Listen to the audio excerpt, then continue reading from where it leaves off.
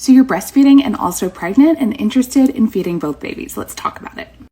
For those of you who don't know me, I'm Dr. Lauren Davis. I'm a functional medicine physician and I specialize in functional medicine for moms. One of my special interests is breastfeeding. And tandem feeding is one of the best things that I think we can do. But what ends up throwing a lot of women off is the recommendation to breastfeed or not while they are pregnant. So let's talk about it. And when I talk about it, I use the Academy of Breastfeeding Medicine's guidelines about when we should or should not breastfeed when we are pregnant. So in reality, the only time that we should not be breastfeeding when we are pregnant is if we are ultra high risk and having early contractions.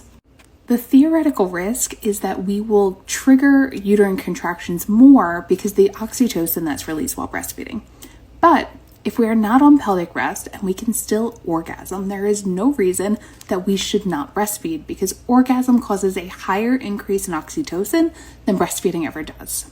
So from this talk, the only time that I recommend not breastfeeding is if we are having unexplained vaginal bleeding and we are also having contractions. Now let's talk about the logistics and things that happen for moms when they are pregnant and breastfeeding at the same time. The first and the most common complaint I hear is nipple sensitivity. It is really common and it is okay if you need to limit the amount of time that your baby is breastfeeding because of the sensitivity. Remember that breastfeeding is a skill, and if they practice the skill, they will be able to go back to it when it is more comfortable for you after baby is delivered.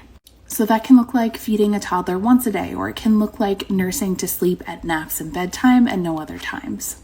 The other common complaint is that their milk supply goes down, and this is really common. It's hard to fight the hormonal changes that happen that cause the decrease in supply, and it's because of the high estrogen. After you deliver, milk's going to come back in. So it's okay if it's just drops that your toddler is getting, and an older baby that's not fully dependent on milk. So if they are older than 9 to 10 months old. If they are younger, you will need to supplement with formula or donor milk. And the one thing that I always talk about is your nutrient needs. Because both breastfeeding and pregnancy have higher nutrient demands than we will ever see in our life.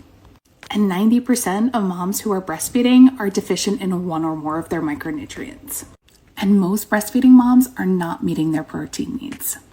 So add on to that pregnancy and the nausea and vomiting that tends to come with pregnancy, and we likely have a scenario where you will not feel as well.